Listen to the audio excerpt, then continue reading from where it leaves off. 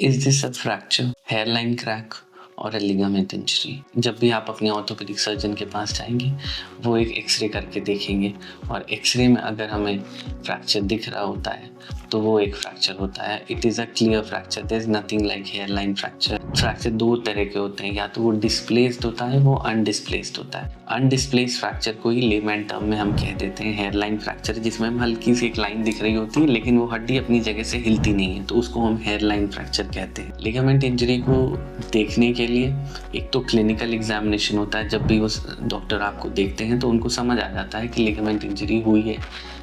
अगर बाहर की तरफ है या अंदर की तरफ है, 2-3 लिगामेंट्स होते हैं, स्पेशल नाम होता है उनका, वो देख करके क्लिनिकली समझ आता है। प्लस अगर बहुत डाउट होता है तो फिर हम एमआरआई के थ्रू हम लिगामेंट इंजरी देख सकते हैं। एक्सरे में लिगामेंट इंजरी को देखा नहीं जा सकता, बट क्लिनिकली जब एग्जामिन करते हैं और एक्सरे का सिचुएशन देखते हैं, मोर ऑफन देन नॉट हम वो डायग्नोज कर पाते हैं। Does X-ray rule out all fractures और do I need an MRI और CT scan?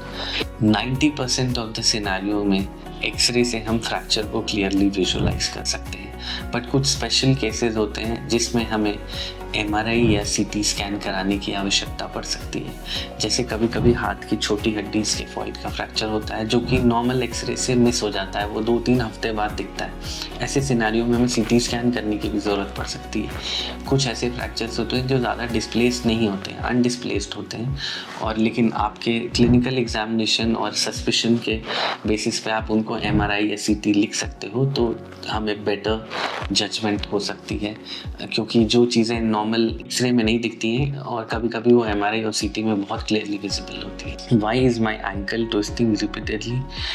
Is it instability और वीकनेस?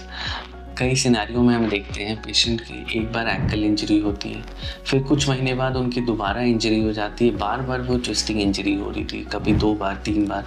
एक बार इंजरी होने के बाद वो रेगुलरली होने लग जाती है। इसका मतलब ये है कि जो आपके एंकल के लिगामेंट्स हैं वो अभी बहुत सिक्योर, बहुत अपने पूरे स्ट्रेंथ को रिगेन नहीं किया है और वो बार बार ट्विस्ट हो रहे हैं, तो इट कैन ऑल्सो भी इंडिकेशन कि वो टूट गए हैं आपके वो लिगामेंट्स। इसलिए जो सपोर्ट हमें एंकल पे मिलना चाहिए वो हमें मिल नहीं पा रहा है, इसलिए बार बार हमारा एंकल ट्विस्ट हो रहा है। Does diabetes affect my ankle healing time? Most definitely, yes.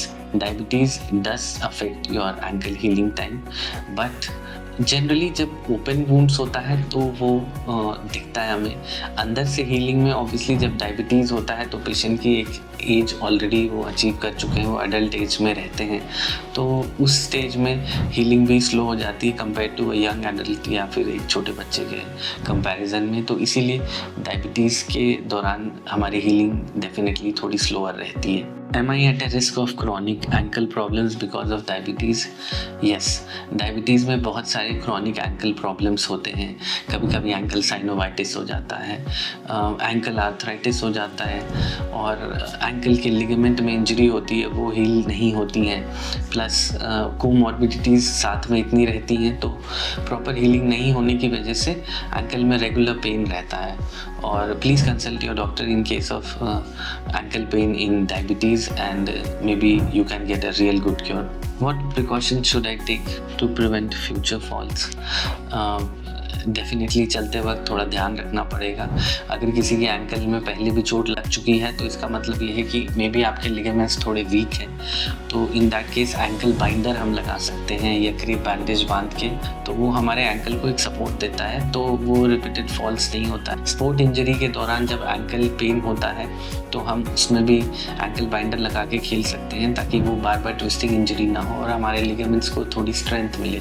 एक बार जब आप अपनी पूरी स्ट्रेंथ रिगेन कर लेते हैं, then you can do the normal activities and no need to apply ankle binder for a long time.